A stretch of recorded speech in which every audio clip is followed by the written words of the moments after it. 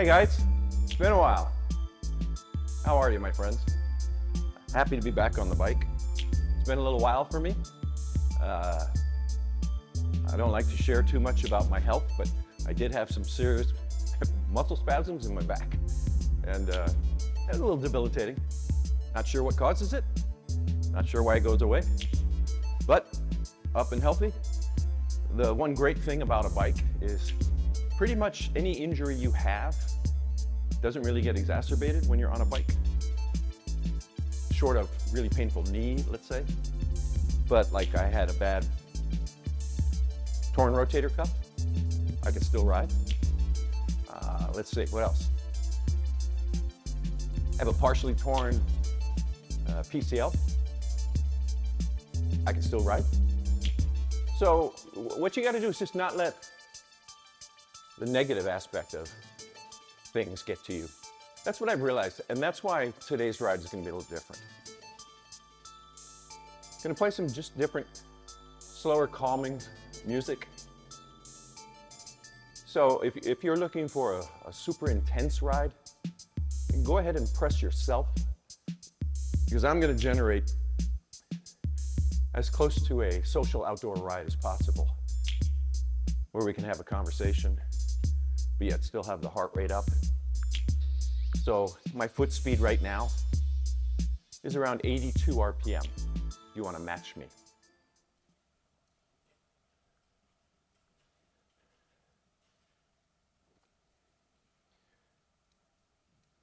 Gear range. Right now, I'm probably close to a, let's say I'm on a scale of, I'll use 1 to 5. 5 is a maximum, 1 is warm up. I'm at about a 2.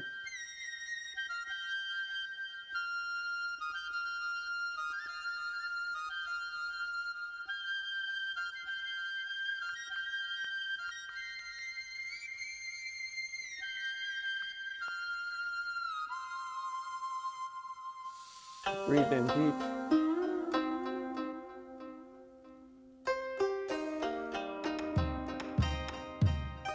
There we go.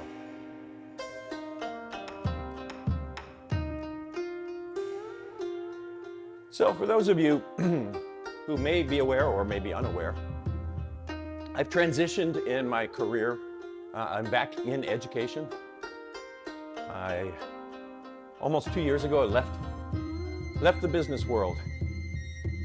Got a little bit tired of working every day so that a company could make a lot of money and I would make some. Plus I felt like I just missed what I really feel is my calling, and that is teaching. So I'm working as a guest instructor for a school district at all levels. So one day I'm teaching 12th grade AP English, 2 days in a row. And then the third day, I'm teaching kindergarten. Then 3rd grade. Last week I had 2 days with 8th graders. Yesterday, I had a 3rd grade class, which is great. It shows me the importance of being able to make adjustment based upon the room, knowing the room. For example, I was having a conversation with one of the kindergarten teachers, and she was complaining about some of the behavior in the class. And I said, well, you know, theoretically, it's only misbehavior once you've learned the behavior. And if you're in kindergarten, this is your first experience learning how to go to school. So you're really learning how to be a child. And then as you get a little older, you're learning to be a teenager, and then you're learning to be an adult. A lot of different skill sets going on. It was cute though. In the kindergarten class, 2 little girls came walking up to me. They call me Mr. Mike. They go, Mr. Mike, Oliver is crying. Which any of you who have teaching experience know that that's a common occurrence in kindergarten, 1st grade. spontaneous crying. So I call Oliver over. I said, Oliver, buddy, what's going on? You seem upset. And he stood right near me. He put his hand on my arm, and he goes like this. They called me a crybaby. It was so hard for me to not want to look at him and go, kind of fits. You see what you're doing here? Or kind of upholding the insult. So I said, you know what you can do? Go get your Chromebook and you can sit right next to me. So he got his Chromebook and came and he sat. Just was with me for like an hour. And then he was fine. Then they're out on the playground, he's laughing, playing. So one thing about little children, they let go of things. Adults, some of us are not good at that. I'm going to increase my gear a little bit.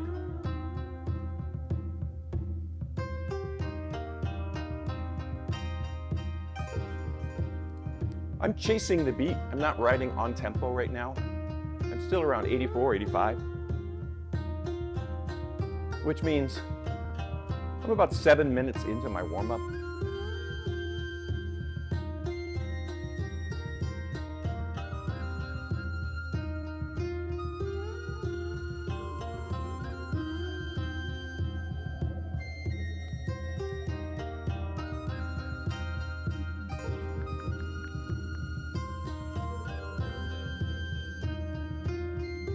You'll have to excuse me. I had a chest cold last week. And a cough here, sorry. Excuse me. All right. Let's start picking up the workout here.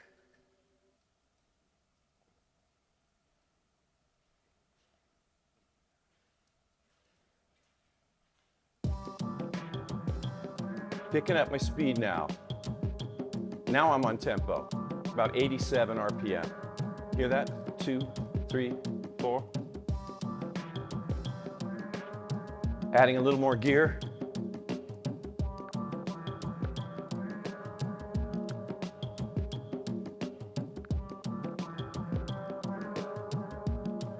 Just for basis of comparison, although I'm talking, so that adds to the heart rate.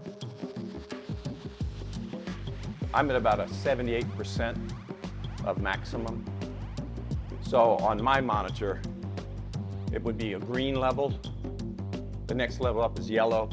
And of course, the top, it's a stoplight, red.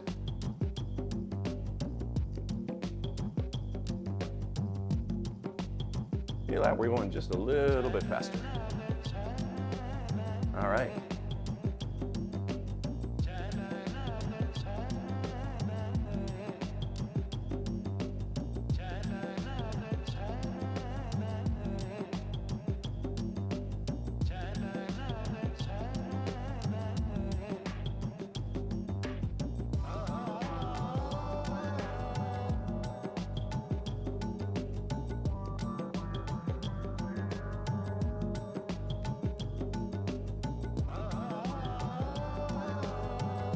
Notice the sound of the music is sort of as an Eastern flow,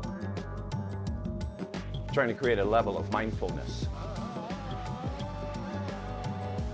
You'll notice it's all instrumental music right now. Trying to reduce the amount of input into my thoughts.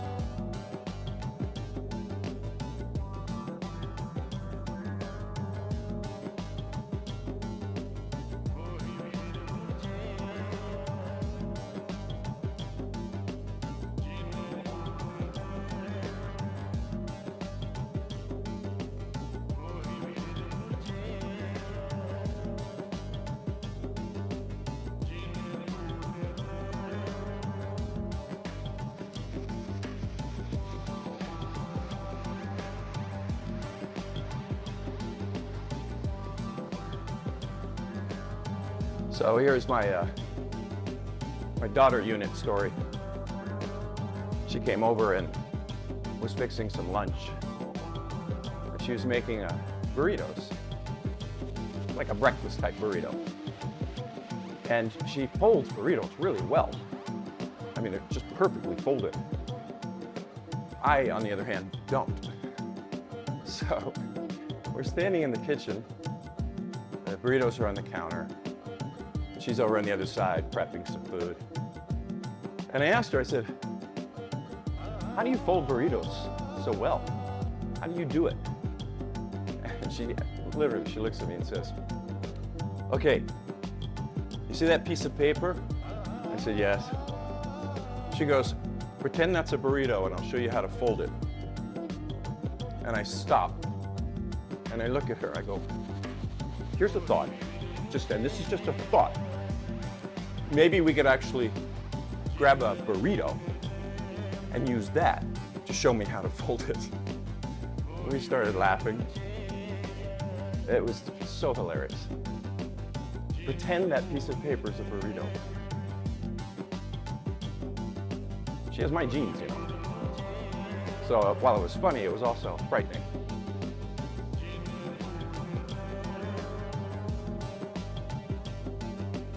Guess you're doing great.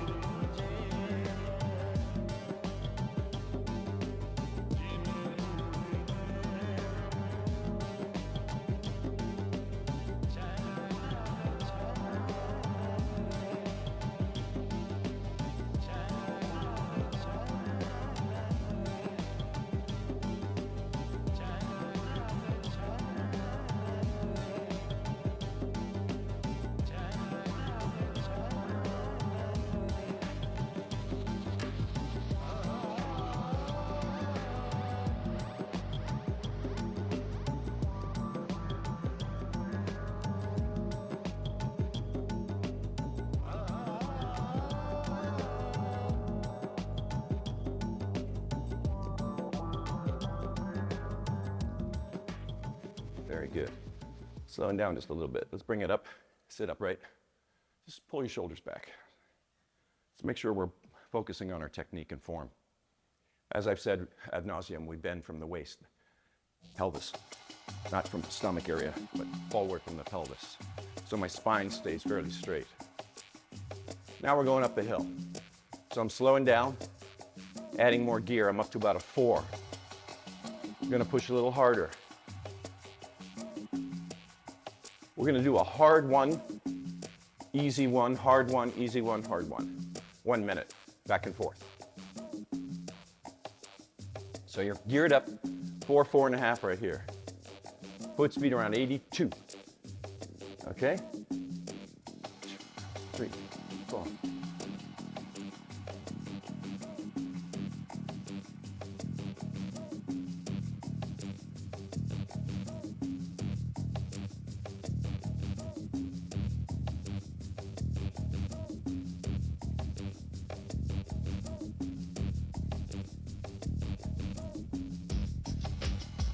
Good.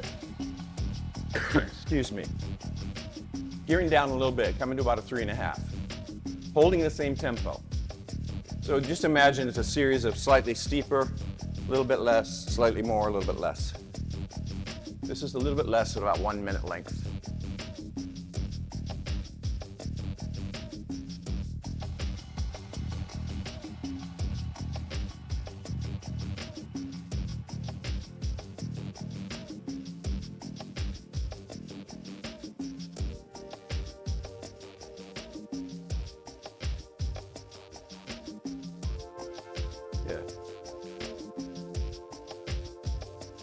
All right, in about 10 seconds, I'm gearing back up. Again, I'm going to hold this tempo. Adding gear. Yeah. Back up to about a 4.5.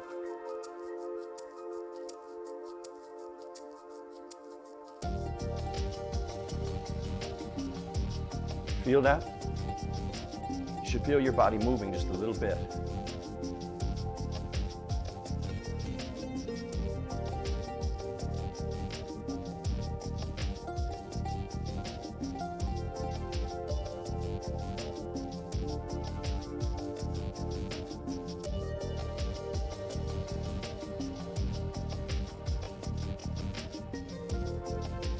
20 more seconds.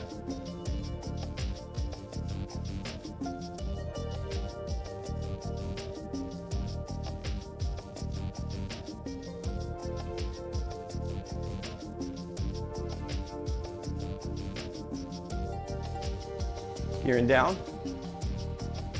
There we go. Now what I'm going to do is have you slow down just a little bit. Come up out of the saddle.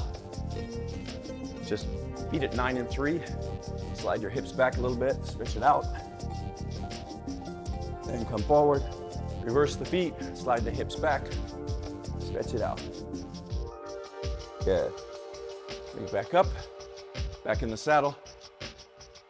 Picking my foot speed back up to 82.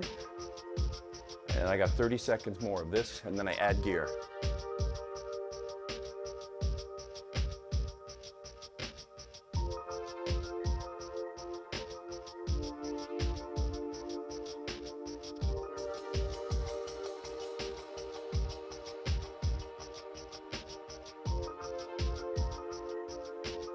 In 10 seconds.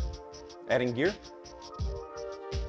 3, 2, 1. Gearing back up. This one's the hardest one. If you feel the need, you're welcome to come up. Get the legs moving quickly. And then come back down. Good.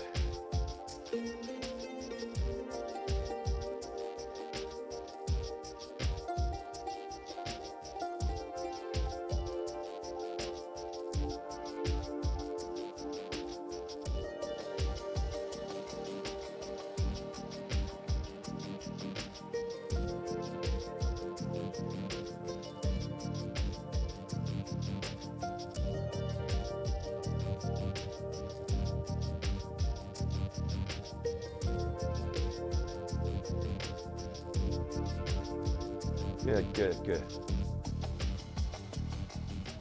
Gearing down. There you go. Slow it down. Okay. Grab a drink if you need.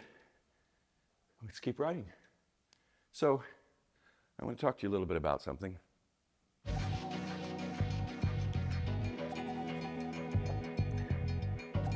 Just finished climbing.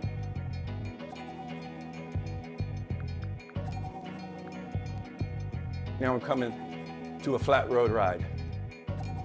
See my foot speed. Match it at 90 RPM.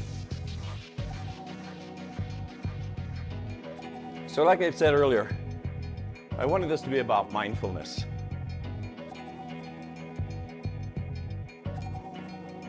You know, here's an observation.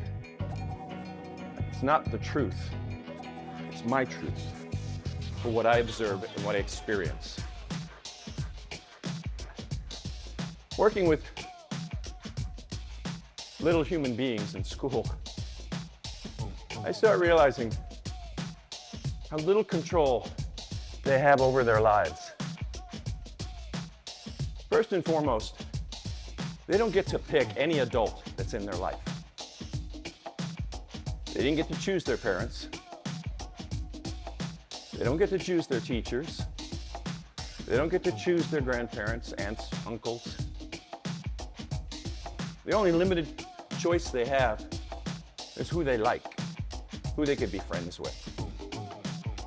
Then, suddenly, excuse me, as you get a little older, you realize there's a window of time where suddenly now you have choice. You go to college. Choose what courses you want to study, what professors you might want to take courses from. You choose whether or not you want to work while going to school. You choose how much you want to work. Choose how hard you want to study, how dedicated you want to or don't want to be. The metaphor is at that point, the world is your oyster. Just don't know what you're going to have when you open it. Then you start to realize, I realize, now in life, at my age, some of those choices are going away. And I'm going back into more like of a childhood where I don't get to choose certain things. For about 40 years of my life, I could choose how much I want to work out, how hard I want to work out, what it is I want to do to work out. I no longer have that choice. My body is experiencing the residue of what I did in my 20s and 30s, which was probably worked out a little too hard. Not understanding that I needed more recovery because I could do it. So I can no longer run. The knees and legs just don't respond the way I used to. There was a time I could run a 6-minute mile pretty easily, very easily. That's gone. There was a time I was a tennis teaching professional. That's gone. So I've lost control of various things. Could I still go out and walk, jog? Yeah. I just can't do what I used to do. That's the hard part. The point is this. You spend a lot of your youth in early adulthood, into mature adulthood, focusing on everything from the neck down, with the exception of intellectual study. So as some of my physical choices dissipate, I will not yield to the idea that I still have mental choices. I can choose my reactions to life. I can choose whether or not I want to invest my emotions into something that really doesn't have that much of an impact on me, literally, but I'm just told it should have an impact.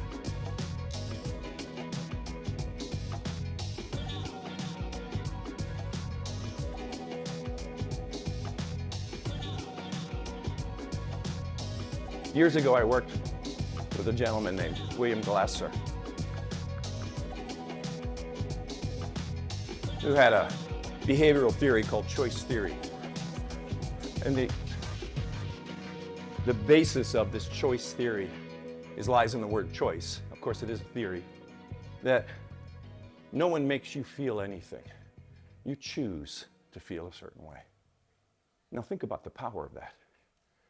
I choose whether or not to be angry. I choose whether or not to feel happy. It's my choice. That's one thing I'm not going to give up. I'm not going to give up that power.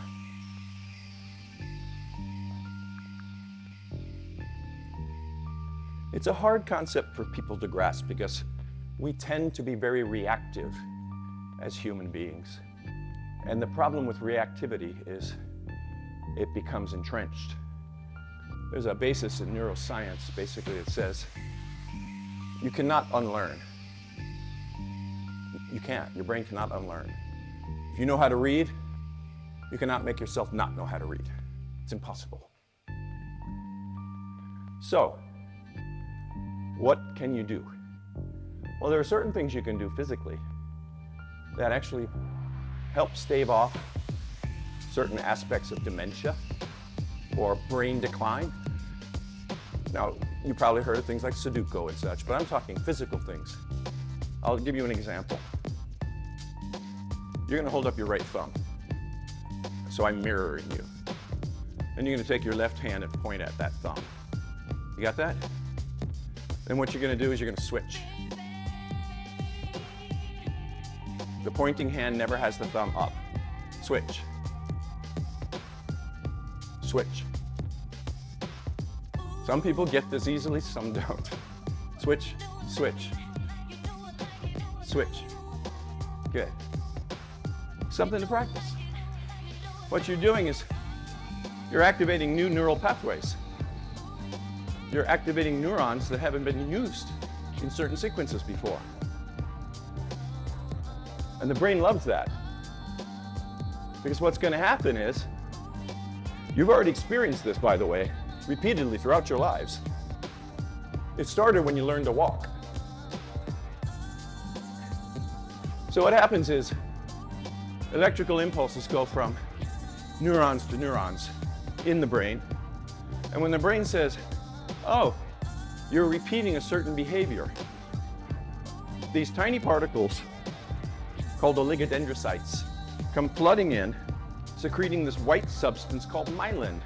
And this substance wraps itself around that neural pathway, allowing the signal to go through with much less effort, creating a condition known as automaticity. It's how you learned to walk. You now don't think about walking, it just is a natural behavior because you have created automaticity through the process of myelination.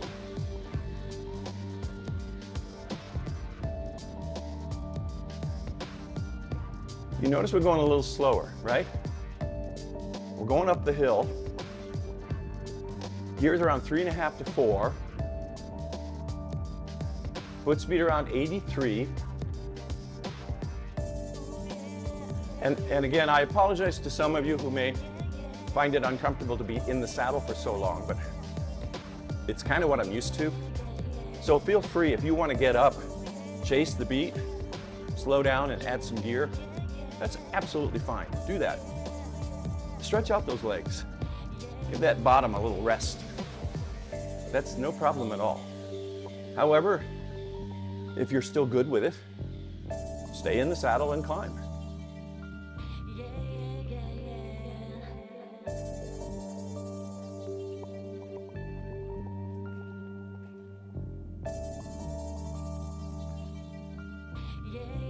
Two other things that I'm trying to do. Each day, getting dressed, I put my socks on while I'm standing up. Why?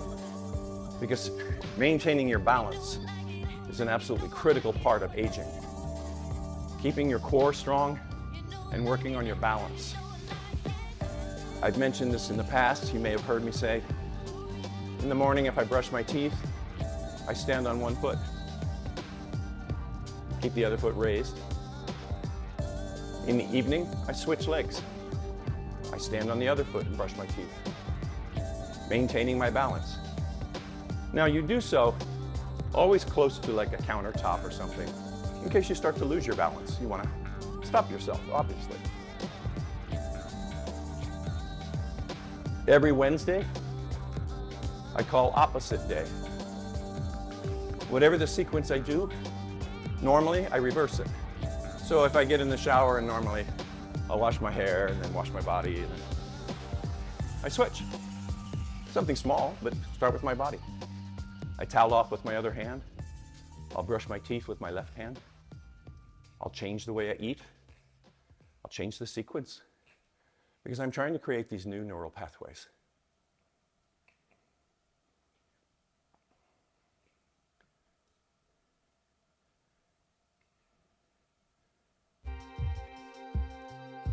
All right. We're going to come up.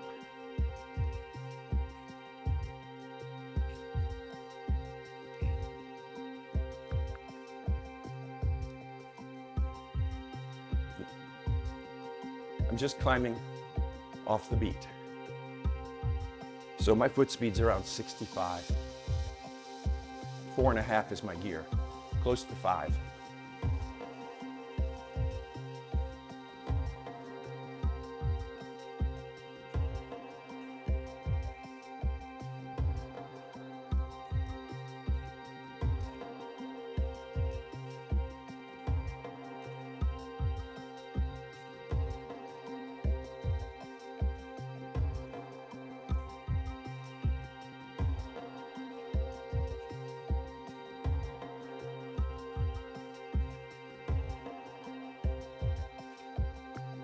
So, my heart rate's pretty high. It's in the red, 91%. That's a lot. I'm dropping down. Dropping my gear back down. Excuse me.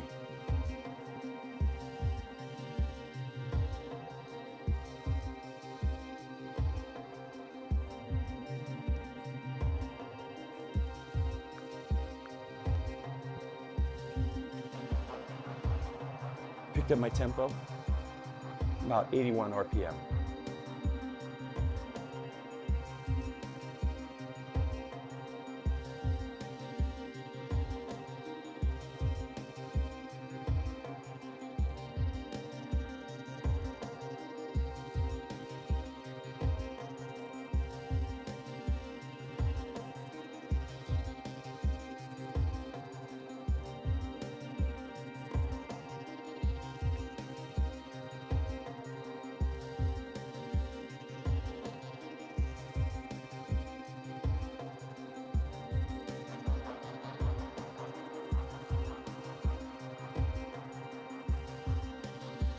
So at my house, at my refrigerator, my wife has created a wall of artwork that I get from these children at different grade levels.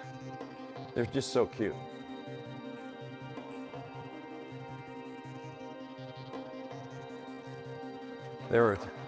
At Halloween, there was a picture of a pumpkin that you had to color in. And so I received a picture from a little boy and one from a little girl. And they could not have fit a stereotype more. The little boy's pumpkin was in a bright blue, just covered, all in blue, the entire thing. He stayed within the outside lines, but he just covered the whole thing. Like you could just see him frantically coloring. And the little girl's pumpkin had about 10 different colors. The stem was one color. She actually added a flower. She colored the pumpkin orange, the teeth black. It was really pretty. And I just laughed thinking, it's just so funny how they each fit. I could have picked out perfectly who drew each one, just based upon the little boy versus the little girl. That's not to say little boys can't color well or little girls all color well. That's not the point. The point was just that moment of hilarity when you are handed two pictures so vastly different from two human beings, same age but so vastly different in the way they see things. It was adorable. I had another little girl come up to me just this week and say, "Can I draw you?" I said, "Okay." So she draws a picture, looking nothing like me. She just did like a stick person, unless she sees me as a tall stick. But what's so sweet is on the backside, she drew a little heart. It's like, oh, that's why I do what I do. I get to see that part of human beings. That's why I turn my TV off. I don't want to see that part of human beings. I want to see the ones that are running on the playground, laughing, drawing pictures, wanting approval. Okay, let's slow it down a little bit. Let's grab a drink. We got a little bit more riding to do here.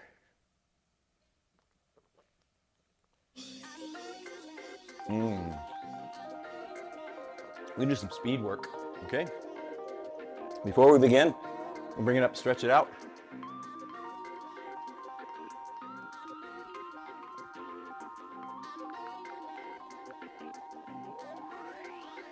Okay. Dropping my gear down to about a 3. Yeah?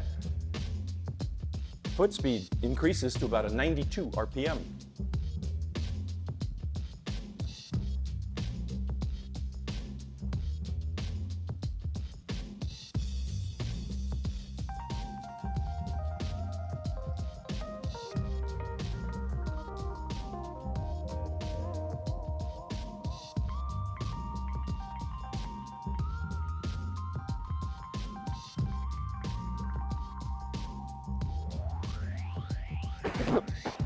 Excuse me.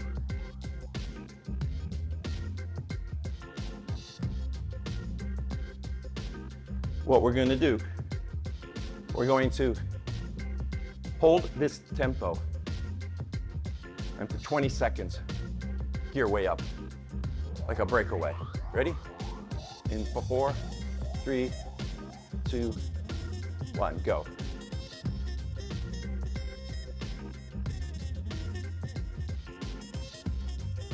Come on.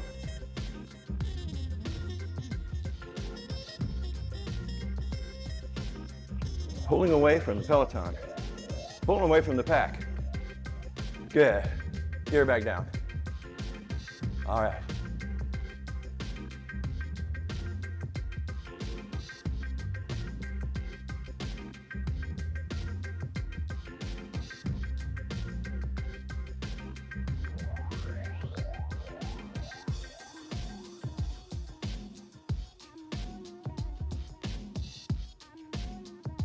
We're going to do one more.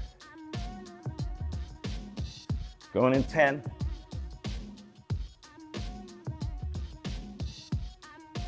Ready? Gear up, go.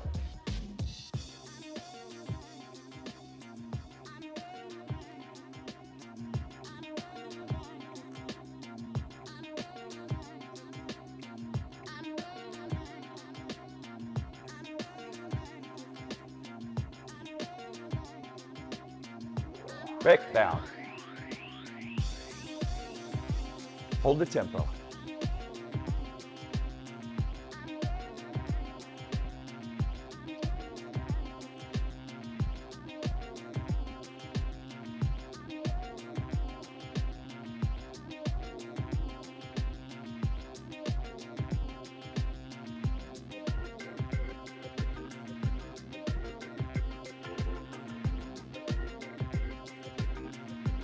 I actually have enough time to do one more. So we're gonna go for it. In 5, 3, 2, 1. Gear up, go. 20 seconds hard, come on.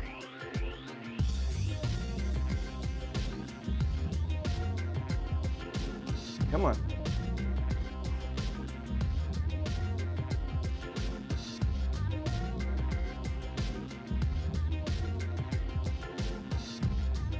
Gear down.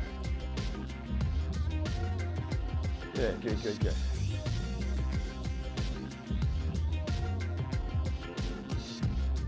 I'm gonna slow my feet down. I'm gonna chase the beat. Build a little mini recovery. I'm 2/3 into my ride. I will say this.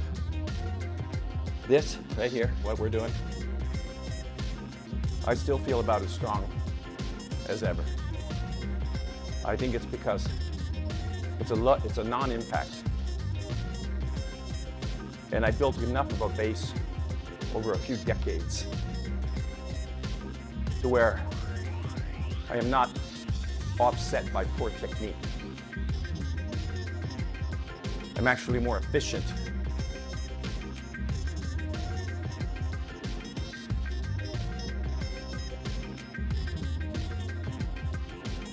Slowing down a little bit.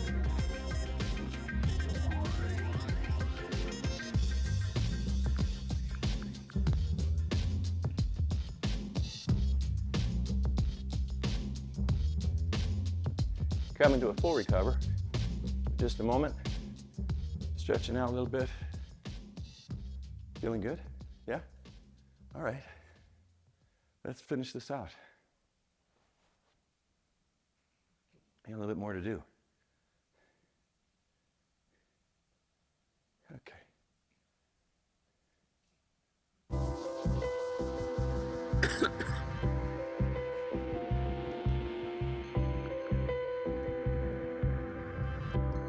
Incline ride. Like I said earlier, look, I'm in the saddle for most of this ride, I get it. Feel free to come up anytime you want. I'm sort of setting a parameter, a frame for you to ride to.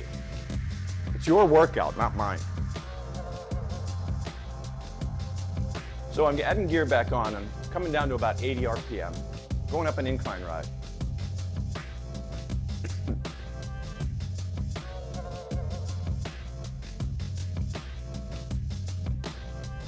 There's like this line separating effort when you're climbing. cross over to one side of the line, pushing a little too hard, and you feel like this is difficult, this is hard.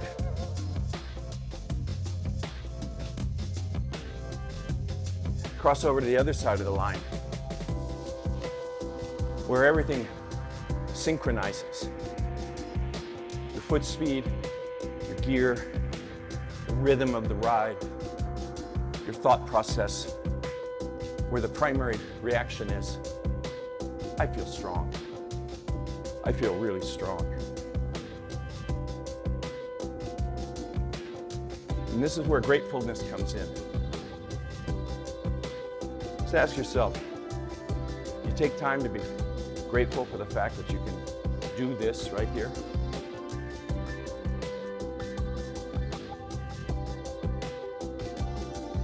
And that carries over to my earlier comments about choice theory. I'm very grateful that I control how I feel. And that shows up going back to my teaching philosophy, that I've been in a classroom at a younger age where I reacted to something a student may say. But that doesn't happen any longer.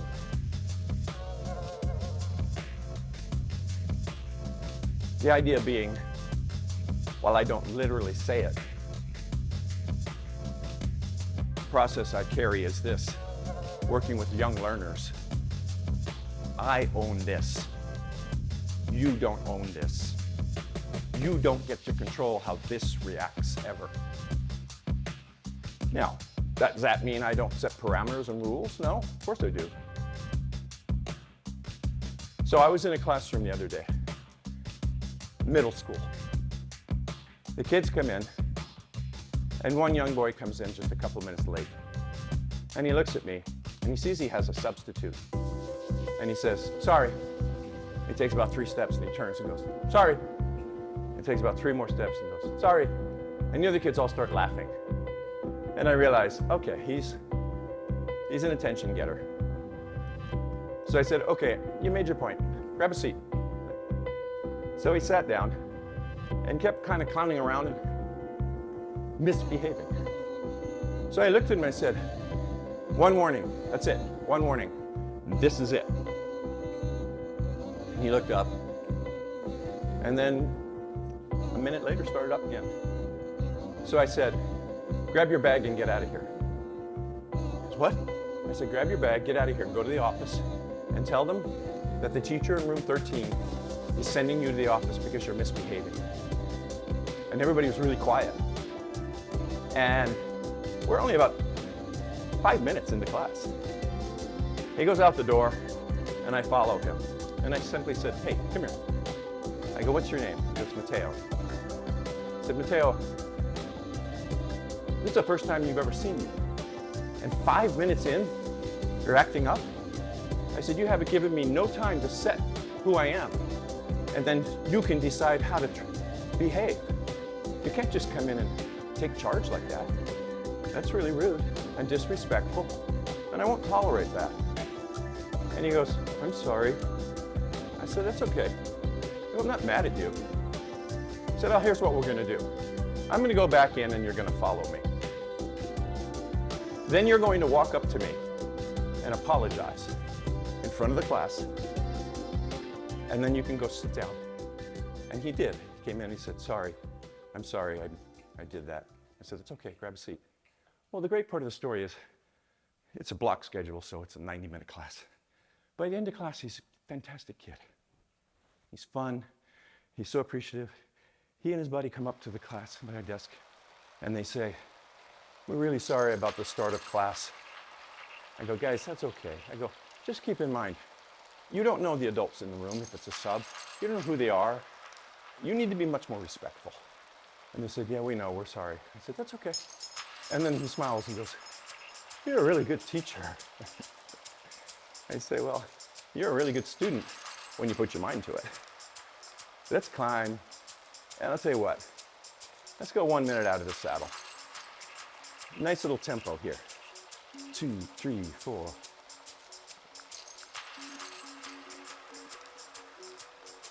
So it's a nice little bounce. Give your body a little break. Gears around a 4. About 80% of my maximum. Good.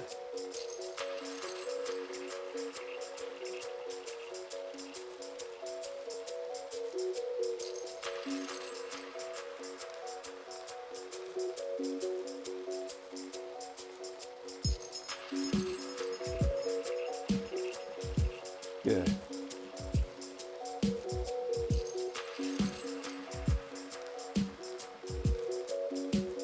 Excellent. Come on down. You stay up if you want to. Carry it out as long as you want. Foot speed's around 68.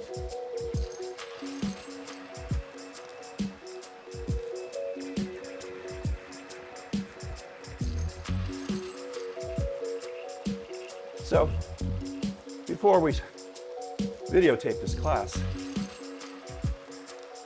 Kat and I will talk. Kat will give me a call and say, what do you have in mind? What are you thinking? Which I'm always appreciative of, is that I've been places where they say, this is what the ride is that you need to tape, or this is the ride you need to teach. She doesn't do that. So I said to her, I want to do a more mindful ride where I can communicate a little bit more than normal. And I apologize if I'm talking too much. You're always welcome to turn the volume down, put your own music on. I said, and I'd like to talk about ways in which we can identify things that are instrumental in our happiness. So I said I'm going to use a lot of music without lyrics. And she sent me a text. She goes, oh, and this was so clever. She goes, you're going to do an INSTRU-Mental ride. And she capitalized mental. I thought, okay, that's really clever. Yes. I started laughing. I thought, yeah, that's exactly what I want to do.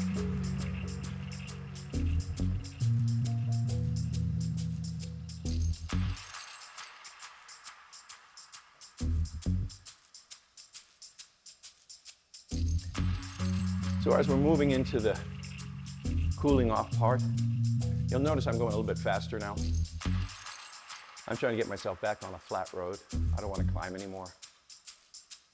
Let's just review.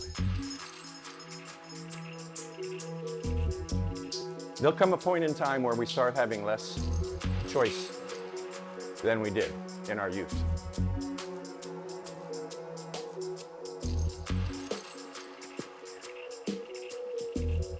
Think of the line from Alfred Lord Tennyson.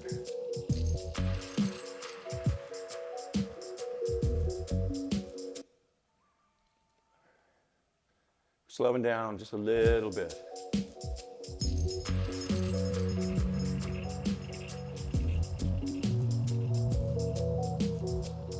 So much is taken, much abides. And though we may not be that which in old day moved earth and heaven, that which we are, we are. One equal temper, one equal heroic temper, made weak by time and fate, but strong in will to strive, to seek, to find, and not to yield. And that's your challenge. Do not yield. Do not give in to the negativity that exists in our society. Do not give in to the negativity that exists in the hearts and minds of other unhappy people.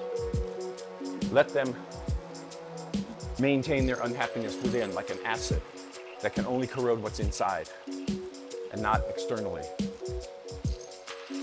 Be mindful,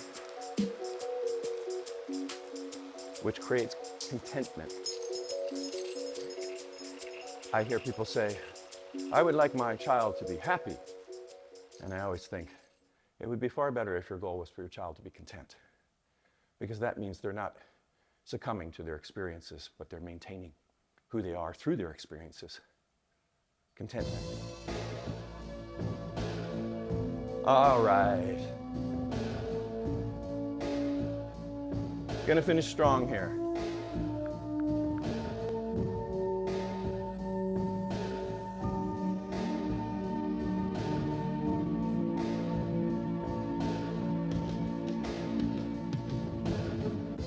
This is a downhill. That means I'm slowing my feet down just like I would outdoors. Gear up, cover a lot of ground with a really concerted, smooth effort for 4 minutes. I'm at a 3.5 or a 4 for my gear. Foot speed is around 84.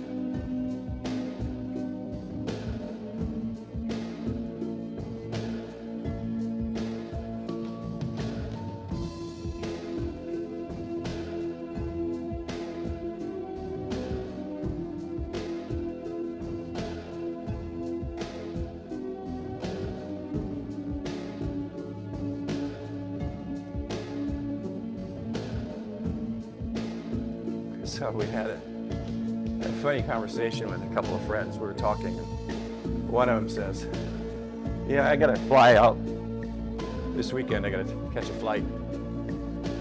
And the other guy says, "Oh, you need any help getting to the airport?" And the first one says, "Yeah, that'd be great. Gosh, I could use a ride to the airport.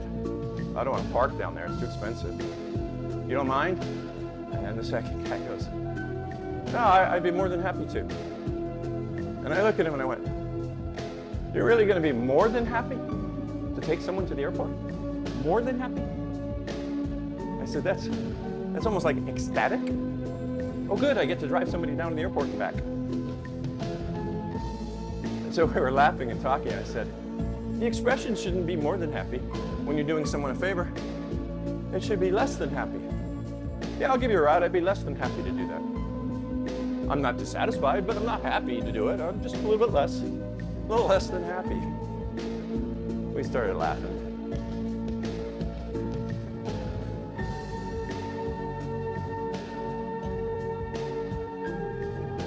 I'm gearing up a little bit. 4.5. Finishing strong. Come on.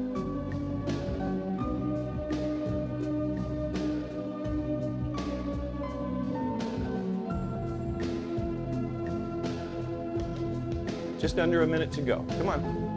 And then we'll just do a nice cool down. We'll keep riding, but we'll cool it down a little bit.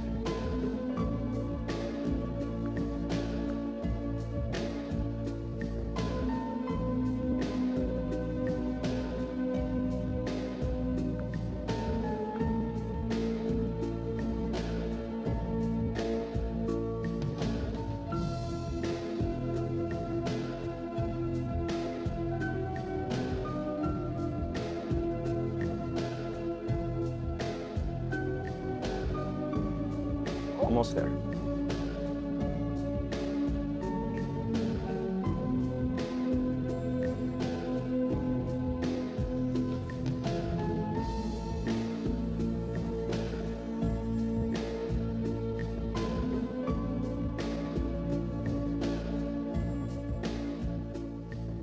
Slowing down. Good. Good, good, good, good, good.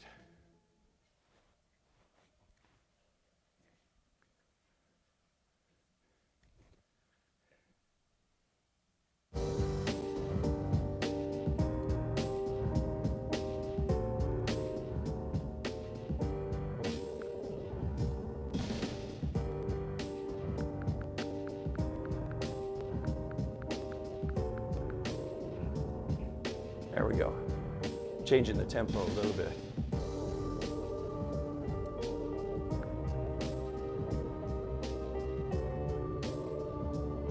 Foot speed around 85.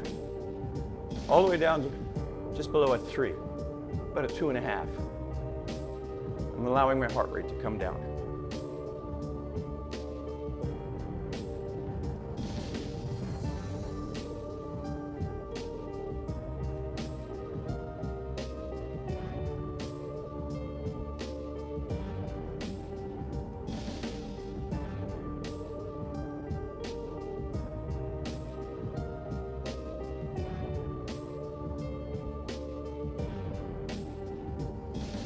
Slowing down a little bit more.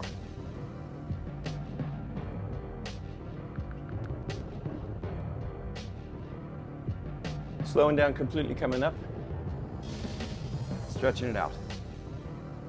Gearing up to about a 5, maximum. Just stretching my legs out.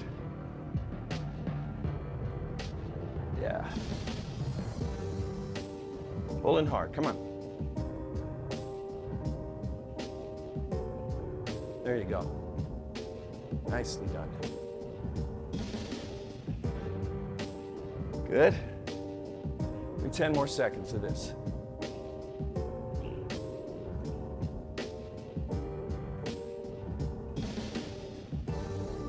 Gear down.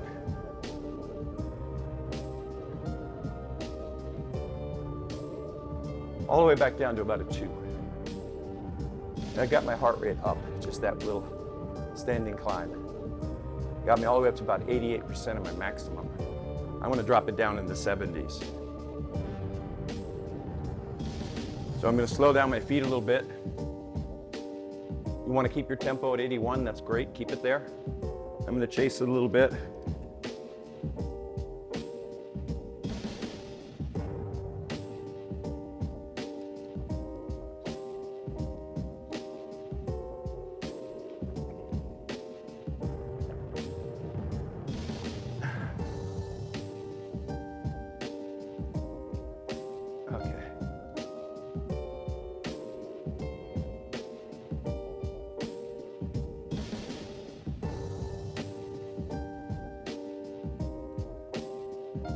Slowing down completely.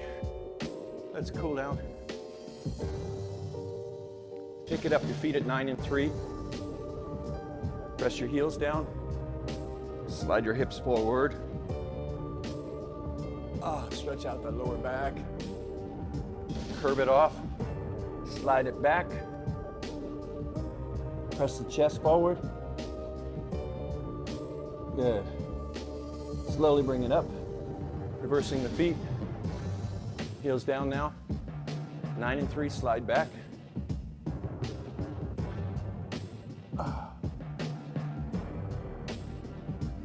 Good. Relax back in the saddle. Just spin those legs out.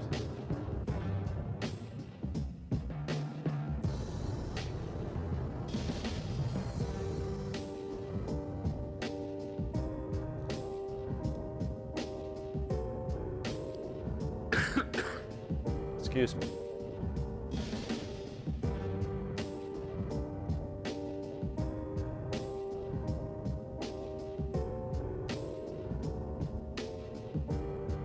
I'll show you one more little hand exercise, creating neural pathways. Take your fists, hold them up so the palm is facing you. In one hand, you raise your thumb. In the other hand, you raise your pinky. See that? Thumb and pinky. And now, you switch. Other pinky, other thumb. And you switch. One more time, you switch. There you go. You practice that. Practice those two little things. It does wonders for your brain. It really does.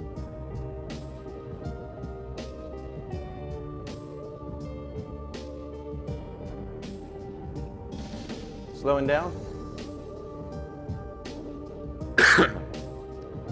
Well, I hope you enjoyed the ride. Like I said, I talked a little more than normal, yeah. And I didn't go all out. I wanted to hold a sort of a steady mindfulness through the ride. So save this ride on a day when you feel a little bit stressed, or on a day where you feel like You're unfortunately allowing the world to influence your feelings, realizing that you have the power over how you feel.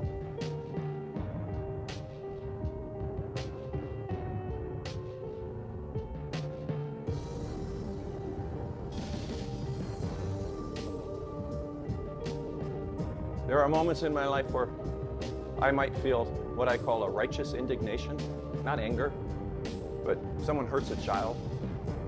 No, I have a righteous indignation toward that person, which is okay, as long as I don't have to act on it. And then I let it go.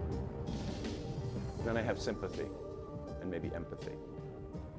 What I hope for you is that this ride will give you a foundation of something that is instrumental in helping you understand the benefits of exercise and mindfulness combined. Okay? Thank you. Good ride.